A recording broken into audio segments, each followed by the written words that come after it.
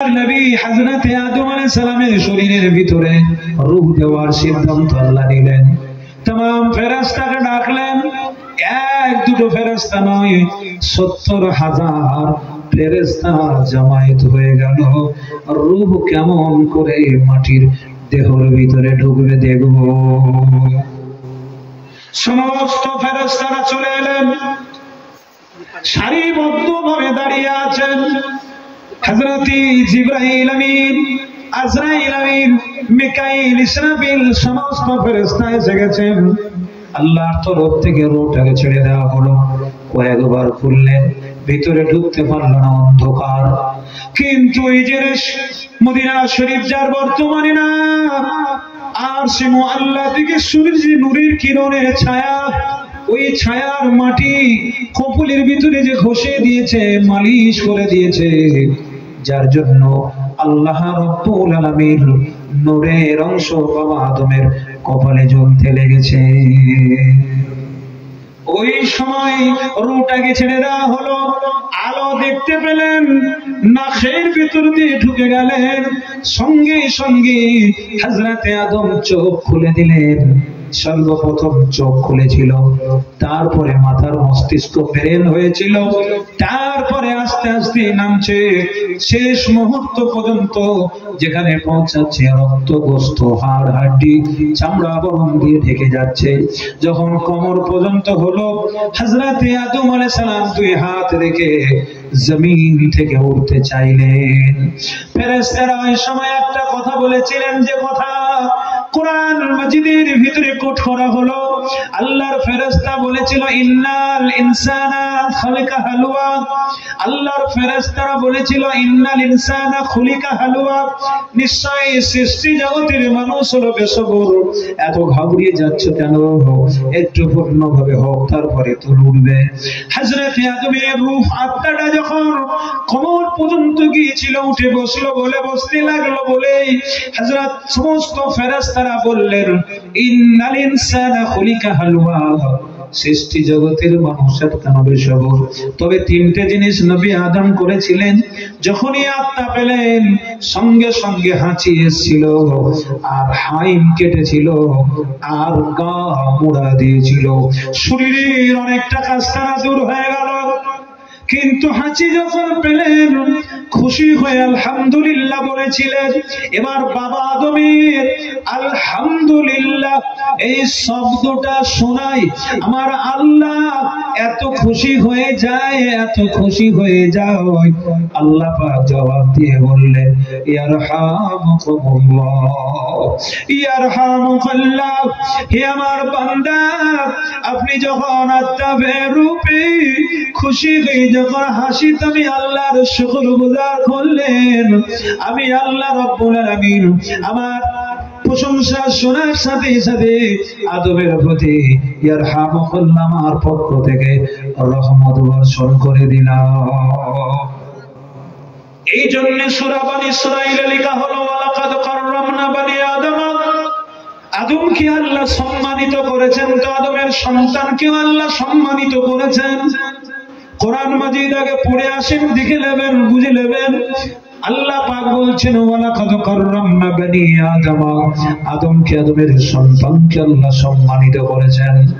ও জওয়ান যুবকেরা, হযরতে আদম আলাইহিস সালামের পুরো শরীরটা যখন হয়ে গেল, পুরো বডিটা যখন হয়ে গেল, হযরতে আদম উঠে দাঁড়ালেন। তবে একটা কথা, যে নাক ছাড়ার সময় কিছু একটা যেন বেরিয়ে এসেছিল, ওই বেরিয়ে আসাটা হযরতে জিবরাইল আমিনকে আল্লাহর নির্দেশ হলো, জিবরাইল ওইটা জিনিসটাকে ধরে নাও, ধরে নাও, ধরে নাও। হযরতে জিবরাইল প্রশ্ন করেছিলেন, ইয়া ইলাহি রাব্বুল আলামিন, হযরতে আদম নাক থেকে কি যেন ফট করে বেরিয়ে আসলো, ওটা আপনি তুলে রাখতে বললেন। ও ইলাহি রাব্বুল আলামিন, আল্লাহ এটার ভিতর থেকে আপনি কি বানাবেন? আল্লাহর নির্দেশ হলো, ও আমার জিবরাইল আমিন, এটা থেকে আমি আল্লাহ আর একটা নবী বানাবো, যার নাম হযরতে ঈসা আলাইহিস সালাম হবে। সুবহানাল্লাহ। অসুবিধা হচ্ছে আপনাদের? ছোট করে ইশারা করে একটু দিয়ে যায়। হযরত আদম আলাইহিস সালামকে আল্লাহ কত ভালোবাসলেন, তাই খুশি হয়ে একটা সিংহাসন বানিয়েছিলেন। কি বানিয়েছিলেন? সিংহাসন। এবার যদি আমি এই জলসাটাকে এইভাবে করি যে আদম আলাইহিস সালামকে আল্লাহ এত ভালোবাসেন, এত খুশি হয় সিংহাসন বানালেন, এটা একটা বুঝের কথা আপনাকে বুঝিয়ে দেওয়ার জন্য বলছি। এখন যদি আমি এইভাবে বলি, সুর করে ফাইন করে দিয়ে বলি, তোমার লম্বা আলোচনা হবে, শর্ট সময়ে কথা কম হবে। তাই আপনারা বুঝতে এসেছেন, শুনতে এসেছেন হযরত আদম আলাইহিস সালামকে আল্লাহ কত ভালোবাসেন, যার জন্য একটা সিংহাসন বানিয়েছিলেন। সেই সিংহাসনের এরিয়াটা হলো 40 মাইল ব্যাপী। সুবহানাল্লাহ বলেন। কত মাইল? 40 মাইল ব্যাপী। এত বিশাল, সে কি সাজানো, অসংখ্য পাথর কুচি দিয়ে সাজানো। সেই সিংহাসনে হযরত আদম আলাইহিস সালামকে আল্লাহ বসালেন। বলুন আলহামদুলিল্লাহ। খুশি না বেজার? ঘুম লাগছে নাকি? কারা খুশি হাত তুলে দেখান যে আমরা খুশি, জোরে বলুন মারহাবা। নারে তাকবীর। আল্লাহ পাক খুশি হলেন, বাবা আদমকে আপনার আমার আদি পিতাকে সিংহাসনে বসালেন। হুকুম হয়ে গেল, এ আমার ফেরেশতারা, ও আমার মালায়েকারা, আপনারা আমার আদমকে ওয়াইদ ক্বালা রাব্বুকা লিল মালাইকাতি ইসজুদু, এ আমার মালায়েকারা, আমার ফেরেশতারা, ওয়াইদ কুল্লা লিল মালাইকাতি ইসজুদু লি আদামা ফাসাজাদু, আমার আদমকে সবাই মিলে সিজদা করো। আল্লাহর নির্দেশে এটা সম্মানার্থের সিজদা, সম্মানার্থের জন্য সিজদা করতে বলা হলো। সমস্ত ফেরেশতারা সম্মানার্থের জন্য সিজদা করলেন। এটা হুকুমি সিজদা, আল্লাহর নির্দেশ হলো। কিন্তু সিজদা থেকে উঠে দেখছেন আজাজিল সিজদা করে নাই। আল্লাহ সঙ্গে সঙ্গে প্রশ্ন করলেন, আজাজিল, আপনি সিজদা কেন করলেন না? সবাই মিলে সিজদা করলেন, আপনি কেন সিজদা করলেন না? ওই সময় আজাজিল বলেছিলেন, খালাকতাহু মিন নারি ওয়া খালাকতাহু মিন তিন, আমাকে দিয়ে সিজদা করাবেন, আমি আগুনের তৈরি, উনি হলেন মাটির তৈরি। আল্লাহর কাছে অহংকার স্বীকার করলেন, সিজদা করলো না। দ্বিতীয় কথা কি জানেন? তাফসীরে এসেছে, তিনি বলেছিলেন আমি যেটা করেছি ঠিক করেছি। এটা বড় কথা, নরম কথা না অহংকারী কথা? কি বলে, নরম কথা না অহংকারী কথা? এরকম অহংকারীকে আল্লাহ কি ভালোবাসে? এই ভালোবাসে কি বলে? তার দলিল আছে, লা ইউহিব্বুল্লাহু মান কানা মুখতালান ফখুরা। অহংকারীকে আল্লাহ ভালোবাসে না। না, আজাজিল অহংকার স্বীকার করলো, এলেমের জোরে একটা গরম ছিল তার, সেই এলেমের জন্য অহংকার যখন করলো, আল্লাহ দুটো শব্দ বললেন। একটা বললেন ইহবিতু, বার হয়ে যাও। আর এক জায়গায় সূরা বাকারার মধ্যে লেখা হলো আবার বার হয়ে যাও, আস্তাগফিরা ওয়া কানা মিনাল কাফিরিন, আমি লানতের তখ্ত দিলাম, অভিশাপ দিলাম, বার হয়ে যাও। আল্লাহর ফেরেশতাদের দল থেকে বাদ হলো। শুধু ফেরেশতাদের দল থেকে নয়, আমি আল্লাহর রহমত থেকে বাদ হয়ে যাও। আল্লাহর রহমত থেকে বাদ হলো। শুধু আল্লাহর রহমত থেকে নয়, আমার জান্নাত থেকে বাদ হয়ে যাও। আল্লাহর রহমতের জান্নাত থেকে বাদ হয়ে হযরতে আদম আলাইহিস সালামকে অসম্মান করার জন্য আজাজিল ফেরেশতাকে সব দপ্তর ছিনিয়ে দিলেন আল্লাহ। কে ছিনালো?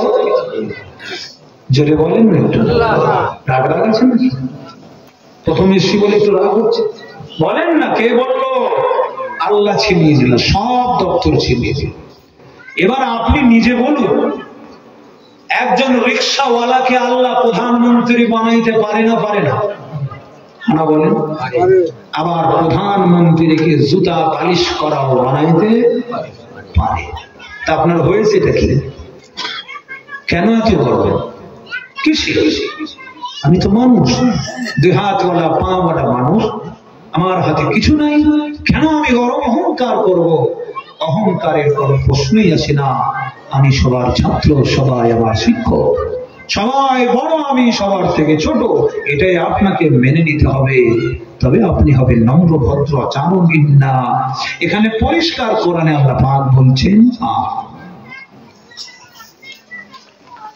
إلا من أتى الله بقلب سليم إلا من أتى الله بقلب سليم যার ভিতরে আছে নম্র, যার ভিতরে আছে ভদ্র, তার ভিতরে আছে ইসলাম। ভাই জানেন আমার, আজাজিল যখন সিজদা করলো না, বার করে দেয়া হয়েছিল। কেন বার করেছিলেন? একদিন আল্লাহ পাক হযরতে, যেহেতু তিনি মুআল্লিমুল মালাকুত আজাজিল ফেরেশতাদের সরদার, ওই সময় বলেছিলেন, ওরে আমার ফেরেশতারা, যে ব্যক্তিটা আমার হুকুমটাকে অমান্য করবে, সারা জীবন, সারা রাত, সারা বছর, সারা সাল ধরে, যুগের পর যুগ ধরে ইবাদত বন্দেগী করে যাবে, আমার হুকুমটাকে যদি আমার বান্দা একটা অমান্য করে দেয়, তার সব কটা আমলটা বরবাদ করে দেব। এই কথা লেখা উঠছিল, ফেরেশতারা সব দিকে হাউ হাউ করে কাঁদেন, কান্নার ভাব করে বলেন। ওই সময় আজাজিল বলে, শোনো, আপনারা কাঁদবেন না, ওটা নিয়ে চিন্তা করবেন না, ওটা যেন আমাতে হয়ে যায়। ওই সময় আল্লাহ পাক বলেছিলেন, এ আজাজিল, এটা যেন লিখে রাখো। আপনি আমার কাছে ধার নেবেন টাকা, লিখে রাখতে হবে, ভুলে যাবে। তো লিখে রাখার আইনটা ওখান থেকে চালু হয়েছে। লিখে না রাখলে অস্বীকার করা যায়, অস্বীকার করবে সেটা বেঈমানির ব্যাপার, কিন্তু লিখে থাকলে অস্বীকার করতে পারবে না। যখন উনি বলছিলেন আমাকে বার করে দেবেন, আল্লাহ বলে, পকেটে হাত দাও, কি লেখা আছে। বার করে দেখলেন যে আল্লাহর হুকুমকে অমান্য, কেউ যদি একটা হুকুম অমান্য করে, তাকে তার রহমতের দল থেকে বিচ্ছিন্ন করে দিয়ে দেবে, বার করে দেবে। তখন আজাজিল আর বলতে পারলো না, চুপচাপ হয়ে গেল। কিন্তু যাবো আল্লাহ, একটা জিনিস আমাকে, কয়েকটা জিনিস দেবে, যেমন আমি যেন কিয়ামত পর্যন্ত বেঁচে থাকতে পারি, 2 আমি যেন রূপ ধারণ করতে পারি সব জিনিসের, 3 আমি যেন মানুষের রগে রগে ঢুকতে পারি, 4 আমি যেন মাশরিক থেকে মাগরিব, মাগরিব থেকে মাশরিক, মুহূর্তের মধ্যে সারা দুনিয়া যেন ঘুরে আসতে পারি। আল্লাহ পাক বলে, সব পারমিশন দিলাম, কিন্তু একটা জিনিস, আমার বান্দার আপনি যদি ঘুম দিয়ে দেন, যদি সে নামাজ কাজা করে দেয়, আর ওই আমার বান্দা যদি নামাজ আবার উঠে পড়ে নেয়, আমি আল্লাহর কাছে কাকুতি মিনতি করে, কাঁদাকাটি করে, ইস্তেগফার করে, আমি আল্লাহ তার কাজার গুনাহটা লিখবো না। জোরে বলুন সুবহানাল্লাহ। ইন্না কায়দাশ শাইতান কানা দাঈফা, শয়তানের চক্রান্ত বিরাট, কিন্তু আল্লাহর দয়া কুদরত অনেক বড়। জোরে বলুন সুবহানাল্লাহ। তাই অনুরোধ,